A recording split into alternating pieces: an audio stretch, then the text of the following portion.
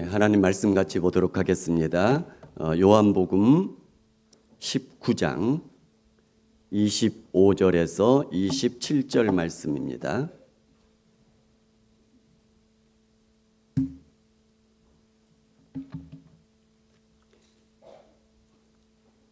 요한복음 19장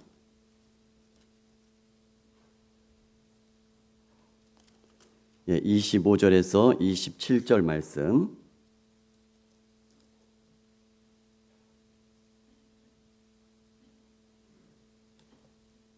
제가 말씀을 읽어드리겠습니다. 예수의 십자가 곁에는 그 어머니와 이모와 글로바의 아내 마리아와 막달라 마리아가 섰는지라.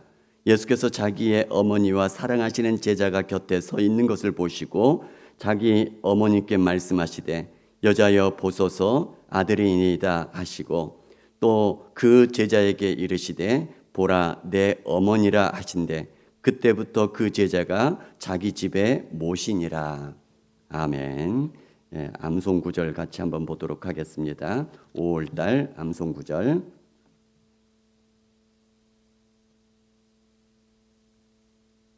같이 봅니다. 시작. 총각과 처녀와 노인과 아이들아 여호와의 이름을 찬양할지어다. 그의 이름이 홀로 높으시며 그의 영광이 땅과 하늘 위에 뛰어나심이로다. 아멘. 다시 한번 시편 148편 12, 13절 시작. 총각과 처녀와 노인과 아이들아 여호와의 이름을 찬양할지어다. 그의 이름이 홀로 높으시며 그의 영광이 땅과 하늘 위에 뛰어나심이로다. 아멘. 늘 말씀 묵상하면서 말씀으로 승리할 수 있기를 바랍니다. 같이 기도하겠습니다. 하나님, 오늘 거룩한 주님의 날, 특별히 어버이 주일을 맞아서 우리 함께 하나님 앞에 머리 숙이며 또 하나님의 말씀 앞에 머리 숙이게 하심을 감사드립니다. 우리에게 필요한 말씀 주시고 그 말씀의 능력으로 우리들이 믿음 위에 굳게 설 뿐만 아니라 가정들이 주님 안에서 행복한 가정들 다 될 수 있도록 축복하여 주시옵소서. 예수님 이름으로 기도드립니다. 아멘. 미국의 어느 한 카드 회사에서 신문에다 구인 광고를 냈습니다. 그리고 지원자들이 지원을 하자 이 사람들과 온라인으로 인터뷰를 한 내용입니다. 영상을 가져올까 하다가 영상은 가져오지 않았고요. 거기에서 제시하는 근무 조건들 쭉 나열되어 있더라고요. 그래서 그걸 제가 읽어드리도록 하겠습니다. 조건이 참 많습니다. 첫 번째는 기동성이 대단해야 된답니다. 기동성이 빨라야 되는 거죠. 두 번째, 일하는 동안 거의 지속적으로 서 있어야 된답니다. 지속적으로 서 있는 일들이 많다 이런 얘기고요. 세 번째, 스스로 계속 최대의 노력을 해야 된답니다. 그러니까 스스로 조금 게으르거나 조금 이렇게 나태하거나 이러면 안 되고요. 스스로 계속해서 노력을 해야 된답니다. 네 번째, 업무 시간은 기본적으로 하루에 24시간, 주 7일 일해야 된답니다. 휴식은 불가능하답니다. 그 다음에 함께 식사하는 사람이 먼저 식사를 다 끝내고 난 후에야 내가 먹을 수 있답니다. 그 다음에 일곱 번째, 뛰어난 협상 기술과 인간관계 기술이 필요하답니다. 그 다음에 여덟 번째, 때때로는 의학, 그 다음에 재정, 요리법 등에 대한 학위가 필요할 수도 있답니다. 그 다음에 아홉 번째, 경우에 따라서는 고객과 함께 밤을 새울 수도 있답니다. 열 번째, 현장은 혼란스럽고 때에 따라 생명을 대신 희생할 수도 있어야 된답니다. 11번째, 명절에는 더 많은 업무가 있고 명랑한 기분으로 그래도 수행해야 된답니다. 그리고 그 외에 골치 아픈 일들이 많이 생길 수 있답니다. 가장 중요한 것, 월급, 급여는 없답니다. 그렇게 얘기를 하자 이 인터뷰하는 사람들이 모두가 다 뭐 미친 짓이라고 막 이렇게 얘기를 합니다. 그랬더니 하는 얘기가 그런데 그것을 수십억 명이 지금 하고 있다고 합니다. 누구냐? 엄마입니다. 엄마들이 그렇게 하고 있답니다. 아기들 키울 때 모시잖아요. 그렇게 수고하고 애쓰고 했던 것이 부모다라고 얘기를 합니다. 그러자 인터뷰를 받는 사람들이 모두가 다 숙연해집니다. 부모는 그렇게 희생하며 헌신하며 살아가다가 나이 들어 늙어갑니다. 그런데 자식들은, 젊은 세대들은 잘 인정해 주지 않으려고 합니다. 이제 늙어서, 이제 나이 들어서, 이제 구식이 됐다라는 거죠. 잘 안 들으려고 하죠. 일본은 넷 중에 한 사람이 노인이랍니다. 초고령 사회로 오래전에 들어갔죠. 우리나라도 지금 이제 따라 들어가고 있죠. 그래서 일본에서 가장 인기 있는 실버 센유라는 것이 있습니다. 센유라는 것이 그 세 마디로 시를 짓는 거라고 얘기를 해요. 그래서 여러 사람들이 공모를 한 것을 모아놓은 것이 책으로 우리나라에서도 지금 발간이 됐습니다. 책이 굉장히 읽기가 쉽습니다. 한 페이지에 3줄밖에 없어요. 한번 기회 되면 사보시기 바랍니다. 제가 몇 가지를 좀 가져왔습니다. 한번 보여드릴게요. 눈에는 모기를, 귀에는 매미를 기르고 있다. 이거 이해되시는 분들은 나이 들어가고 있다는 얘기고요. 이거 이해 안 되는 분은 아직 젊다는 얘기가 되는 거죠. 눈에는 모기를, 귀에는 매미를 기르고 있다. 그 다음에요. 종이랑 펜 찾는 사이에 쓸말 까먹네. 여기 이제 일본 사람들이 여러 사람들이 공모를 해가지고 그 추천작들을 모아가지고 책을 펴낸 것 중에 몇 가지를 제가 좀 가져온 겁니다. 그 다음에요. 넘어가 주세요. 3시간이나 기다렸다 들은 병명, 노안입니다. 그 다음에요. 일어나긴 했는데 잘 때까지 딱히 할 일이 없네. 그 다음에요. 자명종 울리려면 멀었나 일어나서 기다린다. 그 다음에요. 만보기 숫자 절반 이상이 물건 찾기. 그 다음에요. 일어섰다가 용건을 까먹어서 다시 앉는다. 뭐 웃는 거 보니까 이러신 분 많이 계신 것 같아요. 그 다음에요. 일어섰는데 용건을 까먹어서 우두커니 그 자리에 생각하고 서 있는 거죠. 그 다음에요. 자동응답기에 천천히 말하라며 고함치는 아버지. 그 다음에요. 혼자 사는 노인 가전제품 음성 안내에 대답을 한다. 그 다음에요. 텔레비전 속 연속극 인물들과 대화를 한다. 이제 몇 개 안 남았습니다. 그 다음에요. 손주 목소리 부부 둘이 있어 수화기에 뺨을 맞댄다. 그 다음에요. 손주의 과자 딱 하나 받고 배춧잎 준다. 그 다음에 손을 잡는다. 옛날에는 데이트, 지금은 부축. 이 나이쯤 되면 재채기 한 번에도 목숨을 건다. 여기까지입니다. 아무튼 서러운 그런 모습입니다. 뭐 자녀들이나 또 젊은 세대들이 연세 드신 분들, 노인분들을 어느 정도 좀 인정을 해주고 그러면 좋겠는데 이제 이런 것도 점점 사라지면서 서러운 이런 상황들이 맞이하게 되는 것 같습니다. 오늘 말씀을 보게 되면 엄마 마리아가 나옵니다. 엄마 마리아입니다. 이 엄마 마리아는 처음에 처녀의 몸으로 잉태를 했습니다. 남자를 모르는데 천사의 말을 듣고 성령으로 잉태한다는 것들을 받아들였습니다. 그것으로 인해서 각오할 것들이 많았죠. 파혼당할 각오를 하고 잉태를 한 겁니다. 아기를 가진 겁니다. 그게 누구죠? 예수죠. 그 다음에 어쩌면 불륜이라고 돌에 맞아 죽을 수 있음에도 불구하고 그것까지 각오하고 잉태했습니다.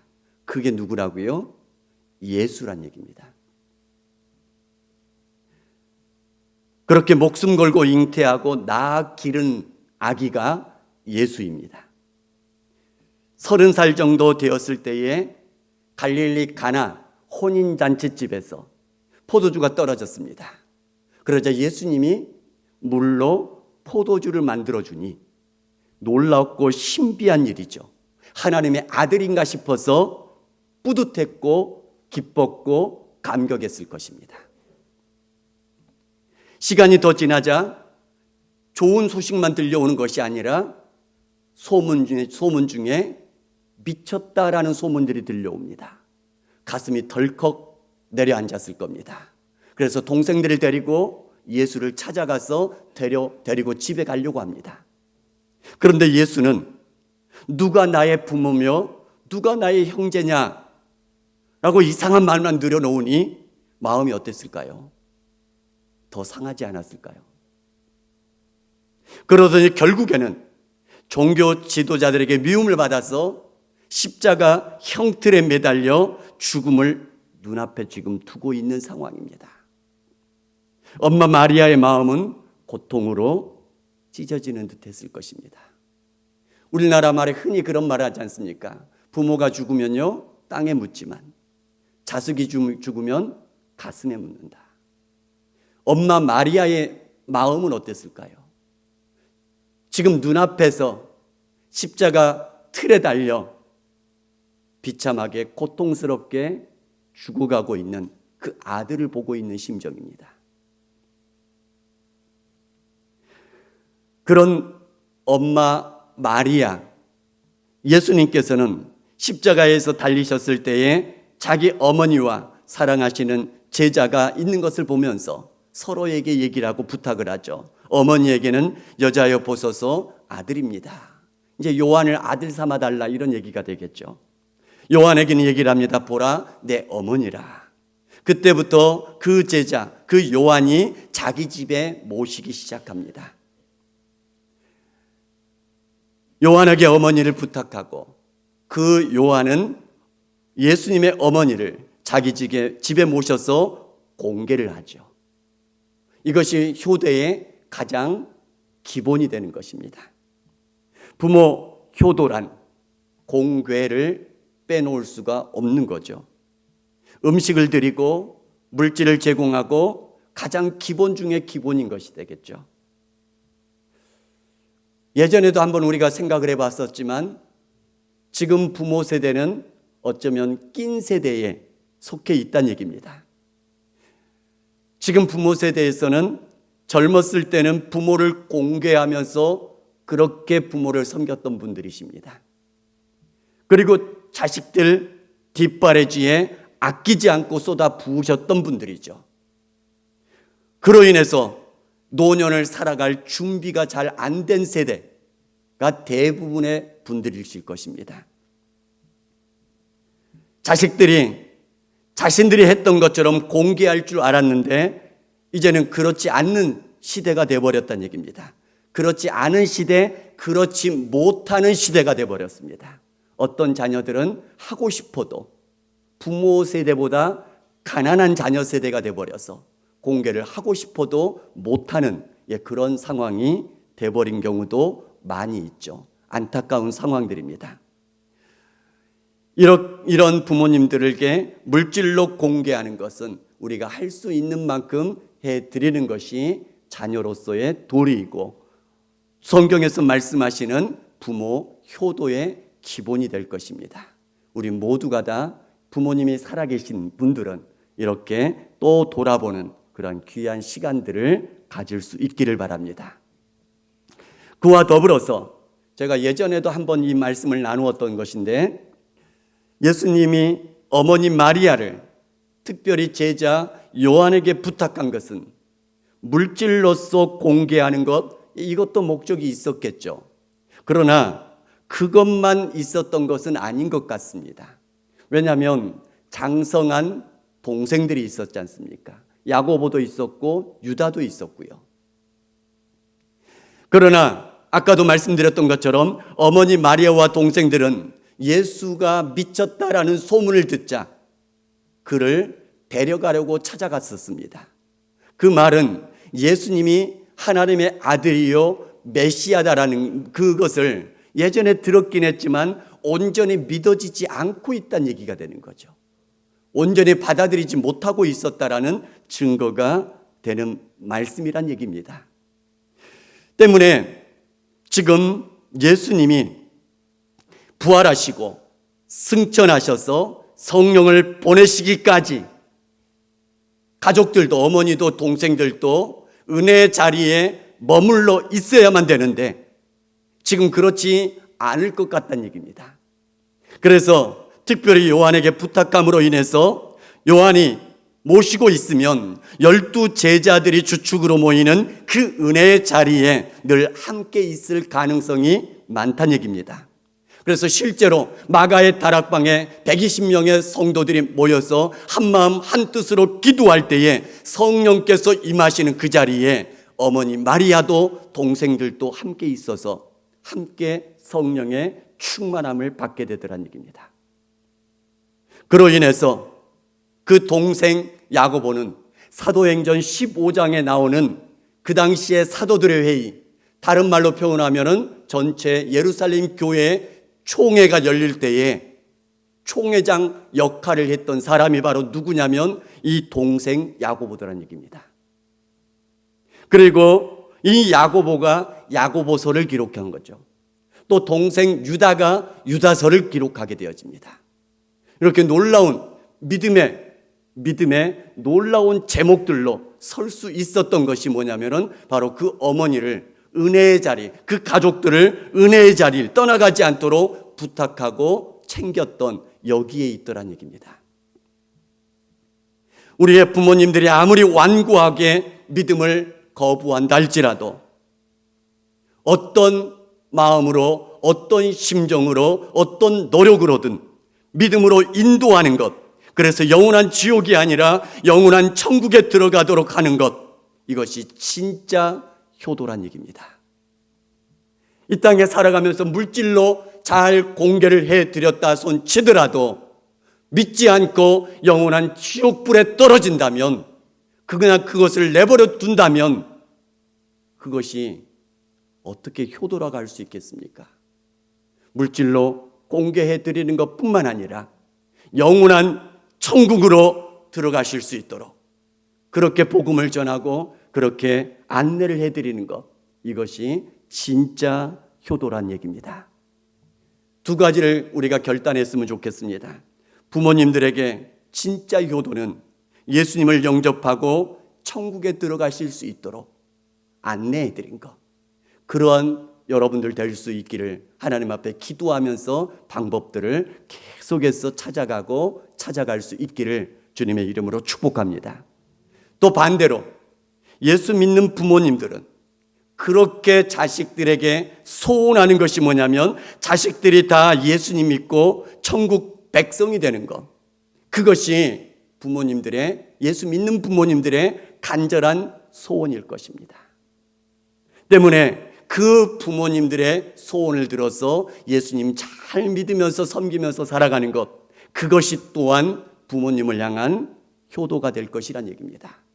우리 모두 하나님 앞에 아름다운 효도, 아름다운 가정 함께 이루며 나아갈 수 있기를 주님의 이름으로 축복합니다. 자, 그런데 효도라는 것은 내 부모뿐만 아니라 좀 더 넓은 의미를 함께 생각해 볼 수 있을 것 같습니다. 영국의 돈 중에 동전들이 있는데요. 동전 중에 가장 비싼 돈이 2파운드짜리입니다.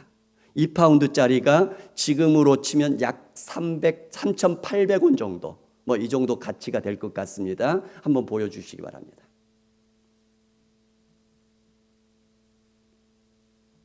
예, 여기 보면은 밑에 큰 것이 2파운드짜리 3개가요. 그 다음에 그 위에 쌓여져 있는 것이 1파운드 동전입니다. 자, 그런데 2파운드 그 모서리 부분에 뭐라고 글씨가 써 있죠? Standing on the shoulders of giants. 거인들의 어깨에 서서라는 문구가 서 있습니다. 이게 무슨 의미냐면 아이작 뉴턴이 만류 인력의 법칙을 발견을 했습니다. 사람들이 대단하다고 칭송을 막 합니다. 그러자 이 아이작 뉴턴이 겸손하게 이 말을 인용을 한 겁니다. 나는 거인들의 어깨에 서 있었을 뿐입니다. 다시 말하면 앞선 사람들의 연구 결과가 있었기 때문에 내가 지금 요거를 만들 수가 있었다라는 거죠. 아무것도 없는데 나 혼자 만든 것은 없을 거란 얘기죠. 우리 모든 인류는 다 그렇습니다. 다음 보시기 바랍니다. 어린아이가 부모의 어깨 위에 서게 되면 더 멀리 보게 되죠. 그렇게 부모 세대에 딛고 서게 되어 있습니다. 자, 내려주시기 바랍니다. 저희 집에 또 고양이 이야기를 좀 해야 될 것 같습니다. 어미 고양이가 저희 집 지하실에 몰래 들어와서 새끼를 낳아놨죠. 그래서 잘 자랐습니다. 4마리가, 한 마리는 중간에 죽고 4마리가 잘 자라서 성인이 되었습니다. 성인이 아니라 성묘가 되었습니다. 집에 온 냄새가 너무 많이 납니다. 지하실 들어갈 수도 없고요. 앞에 있는 그 조그만 마당에 거기다도 막 볼일들을 봐놓으니까 냄새가 너무 납니다. 도저히 어떻게 방법이, 그래서 더 좋은 장소로 이전을 시켜줬습니다. 근데 그때 저희가 이제 그 당국에 연락을 해가지고 뭐죠 이거 수술시켜주는 거 이거 할 때 그분들이 그 얘기를 하더라고요. 어미를 못 잡아갔습니다. 새끼들만 잡아갔거든요. 이유가 뭐냐면 이제 젖을 떼고 나니까 어미가 자기 자리를 물려주고 길고양이 습성이 그렇답니다. 어미는 다른 곳을 찾아 떠난답니다. 근데 마치 떠나버리고 없었어요. 그러니까 어미를 못 잡은 거죠. 그리고 이제 성묘가 된 새끼 고양이들만 다 이렇게 수술을 했고 그 다음에 다른 더 좋은 장소로 이전을 시켜줬습니다. 이제 조용했습니다. 그런데요, 그 어미 고양이가 없는 걸 알고는 한 이틀 전인가 3일 전인가요? 새끼 고양이, 조그마한 새끼 고양이들을 물고 담벼락을 넘어 하나씩 물고 오는 겁니다. 몇 마리를 물고 오냐면 저는 처음에 4마리인 줄 알았습니다. 나중에 봤더니 6마리입니다. 오늘 아침에 봤더니 7마리더라고요.